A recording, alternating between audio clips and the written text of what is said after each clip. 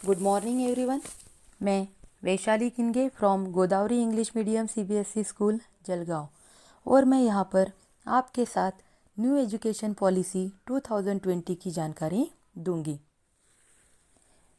Minister of information and broadcasting Prakash Javadekar और minister of human resource development doctor Ramesh Pokhriyal Nishank ने इस policy को अनाउंस किया है। तो देखते हैं ये पॉलिसी क्या है। This policy has been launch at 4 PM on Wednesday July 29, 2020। इसका एम है making India a global knowledge super power.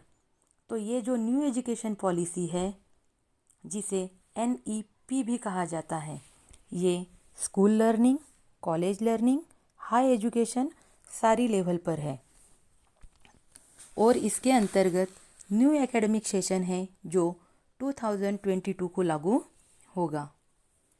After a long gap of 34 years, our national education policy has changed this year. Earlier was National Education Policy 1986। इसका मतलब पूरे 34 साल के बाद अपनी national education policy में बदलाव किए जाने वाले हैं। The cabinet has renamed the Ministry of Human Resource and Development as the Ministry of Education। Cabinet द्वारा मानव संसाधन विकास मंत्रालय मतलब ministry of human resource development का नाम बदलकर शिक्षा मंत्रालय मतलब एजुकेशन मिनिस्ट्री करने की मंजूरी भी दी गई है।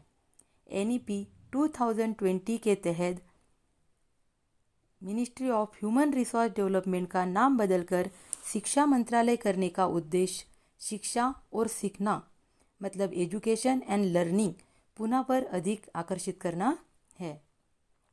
इसके जो प्रमुख बिंदु हैं वह है शिक्षा की तरफ छात्रों को पहुंचाना, समानता, गुणवत्ता, वहनीय शिक्षा, उत्तरदायित्व जैसे मुद्दों पर ध्यान देना।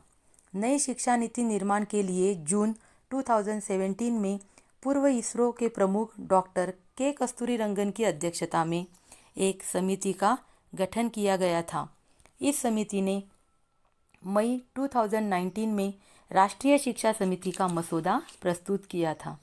राष्ट्रीय शिक्षा नीति मतलब NEP 2020 वर्ष 1968 और वर्ष 1986 के बाद स्वतंत्र भारत की तीसरी शिक्षा नीति होगी।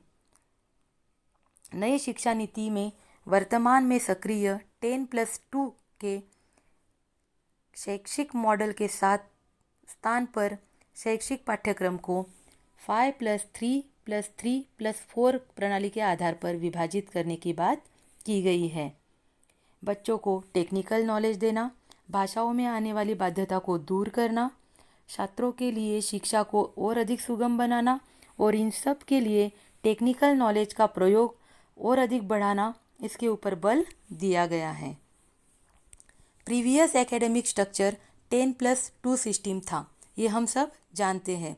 अब new pedagogical and curricular structure 5+3+3+4 system है।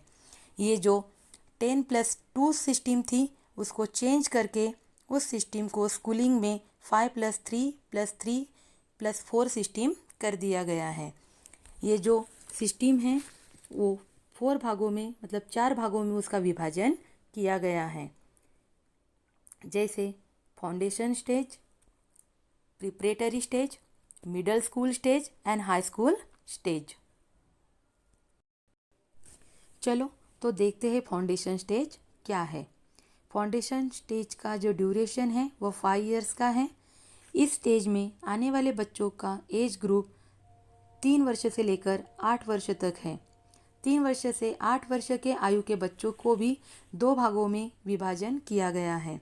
3 वर्ष से 6 वर्ष की आयु के बच्चों के लिए आंगनवाड़ी, बालवाटिका, प्री स्कूल के माध्यम से मुफ्त, सुरक्षित और गुणवत्तापूर्ण प्रारंभिक बाल्यावस्था देखभाल और शिक्षा मतलब early childhood care and education ECCE की उपलब्धता सुनिश्चित की गई है।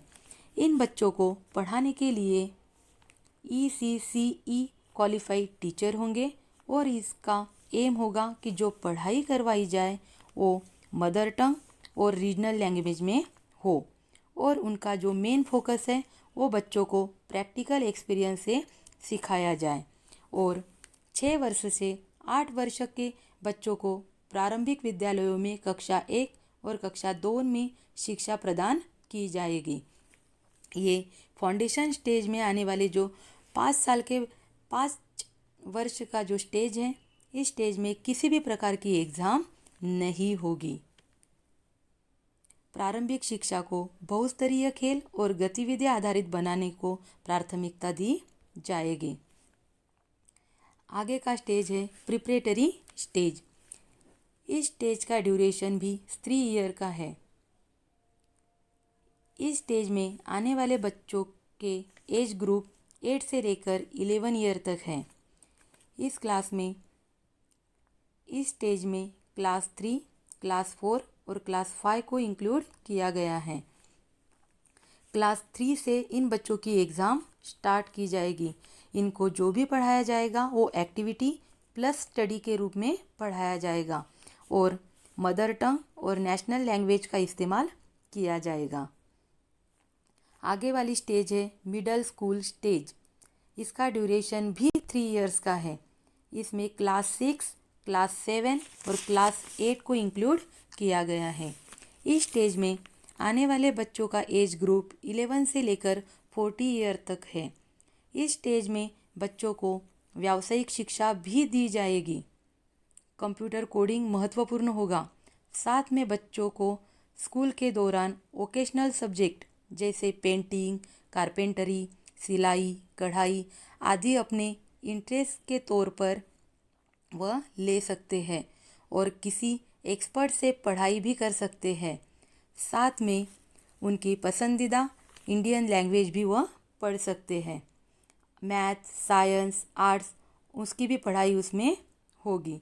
इसका मतलब है कि मिडिल स्टेज में 6 से 8 स्टैंडर्ड के बच्चों के लिए व्यावसायिक शिक्षण पर भी भर दिया जाएगा ताकि वह सॉफ्टवेयर और एप्लीकेशन भी अच्छी तरह से पढ़ सके। आगे है हाई स्कूल स्टेज। अब ये हाई स्कूल स्टेज को सेकेंडरी स्टेज भी कहा जाता है। इस सेकेंडरी स्टेज में ड्यूरेशन 4 इयर्स का है, जिसमें क्लास 9, क्लास 10, क्लास 11 और क्लास 12 को इंक्लूड किया गया है और इस स्टेज में आने वाले बच्चों का एज ग्रुप है 14 से लेकर 18 साल तक। इसकी महत्वपूर्ण बात यह है कि इसमें नो स्ट्रीम सिस्टम है। नो स्ट्रीम सिस्टम इसका मतलब है कि आर्ट्स, साइंस और कॉमर्स से बच्चों को छुटकारा मिलेगा। बच्चे अपने पसंद से किसी भी सब्जेक्ट की पढ़ाई कर सकेंगे। जैसे किसी बच्चे को अकाउंट पढ़ना है, साथ में हिस्ट्री भी पढ़नी है और फिजिक्स भी पढ़ना है, तो वह एक साथ तीनों सब्जेक्ट भी पढ़ सकते हैं। अकाउंट में से समझो किसी बच्चे को लैंग्वेज लेनी है, आर्ट में से किसी बच्चे को लैंग्वेज लेनी है, साइंस में से किसी को फिजिक्स लेना है या कॉमर्स में से किसी को अकाउंट लेना है, तो सारे सब्जेक्ट का चुनाव वह अपने पसंद से कर सकते हैं और एक साथ इन सब की पढ़ाई कर सकेंगे। आगे बोर्ड एग्ज़ाम के जो मॉडल्स हैं उसमें वेरिएबल आ चुके हैं। या तो एनुअल होगा या सेमिस्टर होगा या मॉड्यूलर एग्ज़ाम होगी। इसमें भी 2 लेवल रहेंगे, एक हाई लेवल होगा और दूसरा बेसिक लेवल होगा। और बोर्ड एग्ज़ाम के जो इम्पोर्टेंस है उसमें रिड्यूस किया गया है। एग्ज़ाम साल में 2 बार भी कंडक्ट की जा सकती है। बच्चों का जो रिपोर्ट कार्ड होगा वो 360 डिग्री होलिस्टिक होगा। 360 होलिस्टिक रिपोर्ट कार्ड का मतलब है कि कोई भी बच्चा 3 लेवल पर जज किया जाएगा। पहले लेवल में बच्चा खुद को जज करेगा, दूसरे लेवल में उसका जो सहपाठी है, उसका जो दोस्त है, जो मित्र है, जो सहपाठी है, वो उसको जज करेगा और तीसरी लेवल में क्लास टीचर और सब्जेक्ट टीचर उसको जज करेंगे। और इन तीनों लेवल पे जज होने के बाद 360 डिग्री से रिपोर्ट कार्ड उसका तैयार होगा। 12वीं के बाद 4 ईयर बैचलर डिग्री कोर्स होगा जो multi entry and multi exit होगा।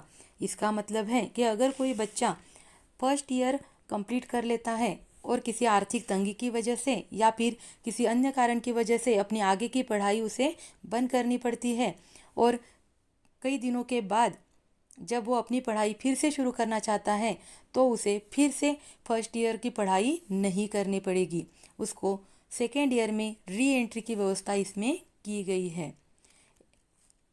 वर्तमान काल में जो सिस्टम अपनी है वो 3 इयर्स का ग्रेजुएशन कोर्स है, लेकिन इस NEP 2020 में जो बदलाव किए गए हैं उसमें 4 इयर्स बैचलर डिग्री कोर्स रहेगा। अगर कोई 1 ईयर का कोर्स कंप्लीट कर लेता है तो उसे कोर्स सर्टिफिकेट मिलेगा।